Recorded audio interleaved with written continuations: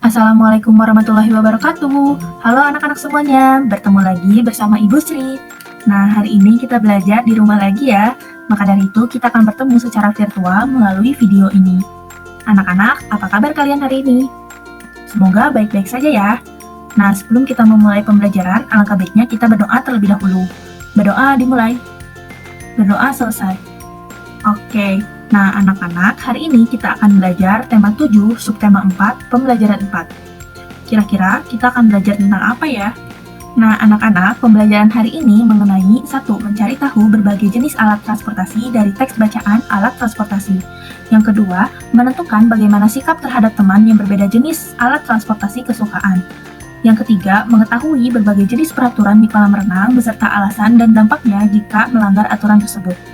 Oke, kira-kira apa kalian sudah siap untuk belajar? Nah, Ibu harap kalian sudah siap ya untuk belajar. Oke, anak-anak, di sini Ibu ada teks bacaan yang berjudul alat transportasi. Kalian juga bisa membacanya pada buku tema 7 halaman 191 sampai 192. Mari simak teks bacaan yang akan Ibu bacakan ya. Kakek Udin bercerita tentang bermacam-macam alat transportasi. Kita membutuhkan alat transportasi untuk bepergian. Alat transportasi dapat mempercepat perjalanan kita.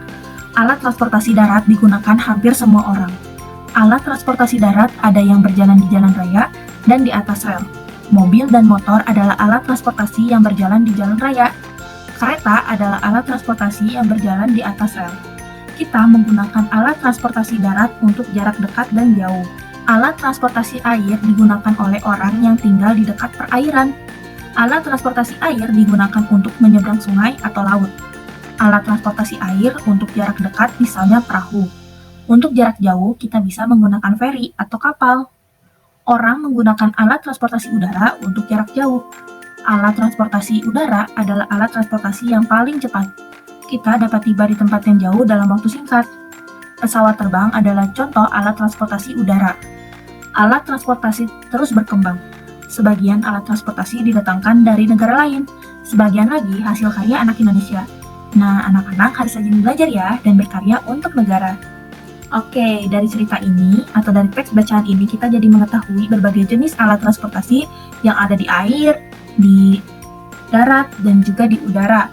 Nah, nanti pada tugas yang akan Ibu berikan kepada kalian, kalian coba tuliskan jenis alat transportasi yang kalian ketahui beserta contohnya. Bisa ya? Nah, Ibu harap kalian bisa mengerjakannya karena Ibu yakin kalian adalah anak-anak yang pintar. Nah, selanjutnya di sini Ibu ingin bertanya, apa alat transportasi kesukaan kalian? Wah, ada berbagai macam ya alat transportasi kesukaan kalian. Lalu, bagaimana jika ada teman kalian yang kesukaan jenis alat transportasinya berbeda dengan kalian? Lalu, sikap seperti apa yang harus kalian tunjukkan? Bagaimana?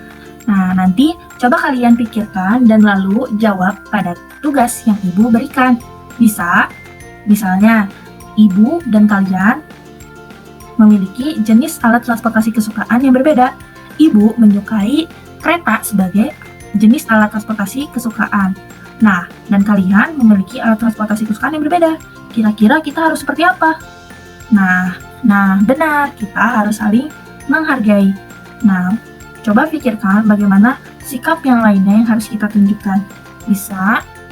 Nah, berbicara tentang alat transportasi air, masih banyak orang yang masih takut untuk mencoba menaiki atau mencoba alat transportasi air seperti kapal atau perahu karena mereka tidak bisa berenang. Nah, berbicara tentang berenang, siapa di sini yang pernah berenang di kolam renang? Wah, ada banyak ya. Apa kalian sudah bisa berenang? Gaya apa yang biasa kalian lakukan? Keren.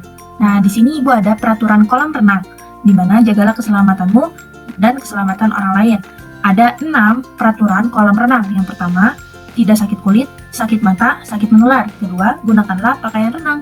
Ketiga, tidak membawa makanan ke dalam kolam. Yang keempat, tidak membawa binatang peliharaan. Yang kelima, membilas anggota tubuh sebelum berenang. Yang keenam, tidak meludah dan buang air kecil di dalam kolam.